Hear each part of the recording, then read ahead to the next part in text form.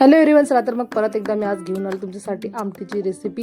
आता पण तुम्ही माझ्या चॅनलला मस्तपैकी शिपी आमटीची रेसिपी बघितलेली आहे, उडीद डाळची आमटीची रेसिपी बघितली आहे। तर आज बघणार आहे आपण झणझणीत अशी विंटर स्पेशल तुरीच्या दाण्याची गावरान आमटी। ही आमटी फक्त विंटरमध्ये बनवली जाते बघा। त्यासाठी आपण एक वाटण तयार करणार आहे। यामध्ये आपण दुसरं कुठल्याही फ्लेवरचे मसाले वापर करणार नाही, फक्त आपण तुरीच्या दाण्याचाच वापर करून मस्तपैकी आमटी बनवणार आहे, ते पण झणझणीत। त्यासाठी मी गॅसवर तवा गरम केला, त्यावर मी तुरीचे दाणे, गावरान शेंगाचे तुरीचे दाणे टाकून घेणार आहे। सोबतच टाकणार आहे भरभरून अशी लसूण आणि हिरवी मिरची, मस्त झणझणीत अशी आपल्याला आमटी करायची आहे। सोबतच टाकणार आहे आपण आल्याचा तुकडा, त्याला छान असं भाजून घेणार आहे। सुरुवातीला आपण ओली दाणे आहे तर त्याचं पाणी आपण काढून घेणार आहे, नंतर त्यावर तेल टाकणार आहे, नाहीतर काय होते ते तडतर अंगावर उडू शकते, म्हणून पहिला आपण त्यामधलं पाणी काढून घ्यायचं आहे आणि त्यामुळे मस्तपैकी तेल टाकायचं आहे। छान तव्यावर असं आपल्याला दाणे, मिरच्या, लसूण, अद्रक छान भाजून घ्यायचं आहे।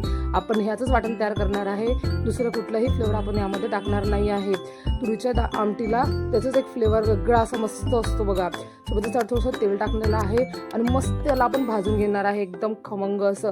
त्याला बघा असं अशा पद्धतीचा वाफ आली पाहिजे, धुवेदार एकदम, त्याला मस्तपैकी एकदम असा फ्लेवर येतोय धुव्याचा बघा। भाजण्यावर डिपेंड करते, मस्तपैकी याला भाजून घ्यायचं आहे। पूर्वी हे दाणे मस्तपैकी पाट्या वरवंट्यावर वाटला जात होता, आता आपल्याकडे नाही आहे, तर आपण मिक्सरमधून वाटणार आहे। थोडीशी कोथिंबीर आपण आत्ताच टाकणार आहे, कोथिंबीर पण छान तेलाबरोबर दाण्याबरोबर छान भाजून घेणार आहे बघा। छान दाणे वगैरे भाजून घेतले का मिक्सरच्या भांड्यामध्ये पण टाकून घेणार आहे आणि त्याला थंड करणार आहे। थंड झाल्यानंतर आपण त्याला मिक्सरमधून मस्तपैकी जाडसर असं आपण वाटण तयार करणार आहे। हे परत एकदा सांगते, यामध्ये आपण कुठल्याही प्रकारचा दुसरा मसाल्याचा वापर करणार नाही आहे। आमटीसाठी लागणारे सर्व तयारी करून घेणार आहे आपण बघा। यामध्ये आपण टोमॅटो टाकणार आहे, टोमॅटो तुम्ही आमटीमध्ये नक्की टाका। आणि गरम पाणी मी साईडला करून ठेवलेलं आहे। आता पॅनमध्ये मी तेल गरम करायला ठेवलेलं आहे बघा। तेल छान गरम झालं की यामध्ये टाकणार आहे आपण जिरं,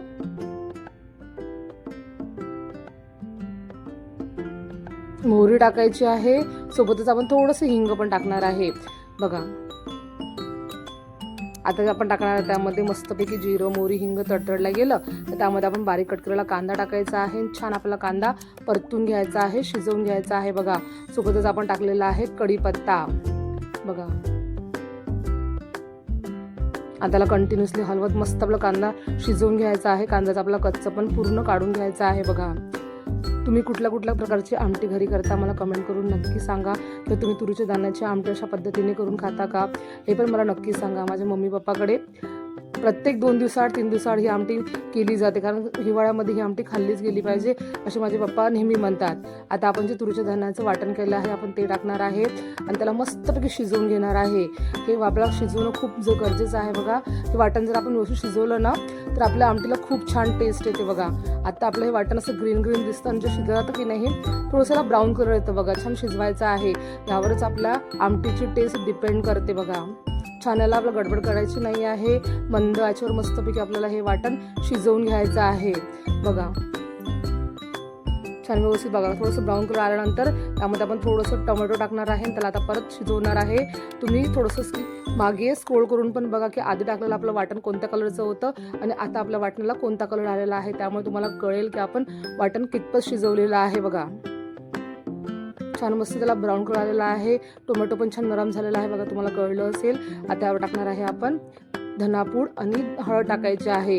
गरम मसाला वगैरे आपण टाकणार नाही आहे, कारण तुरीच्या दाण्याच्या आमटीला त्याचाच एक स्वाद असतो बघा।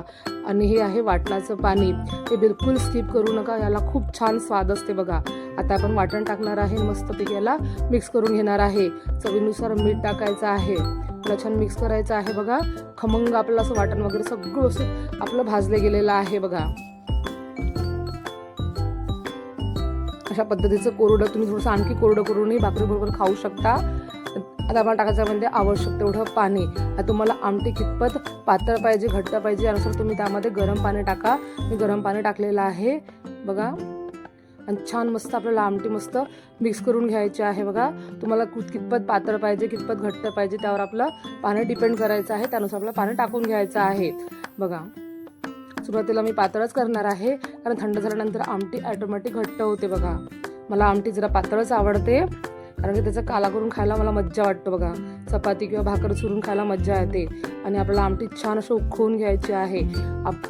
आतापर्यंत 2 वेळा आपण आमटीची रेसिपी बघितली आहे, मी त्यामध्ये पण सांगितलं आहे. आणि आता परत सांगते की आमटी तुम्ही जेवढं जास्त उकळसाल तेवढी जास्त ती टेस्टी होते. गरमागरम आपल्याला सर्व करायची आहे आणि एन्जॉय करायचं आहे. तुम्हाला माझी आजची रेसिपी आवडली असेल तर माझ्या व्हिडिओला लाईक करा, शेअर करा, कमेंट करा. नवीन असाल तर माझ्या चॅनलला तुम्ही नक्की सबस्क्राईब करा आणि मला भरभरून सपोर्ट करा. भेटू नेक्स्ट व्हिडिओमध्ये अशाच नवीन आणि सोप्या आणि हेल्दी रेसिपींसोबत.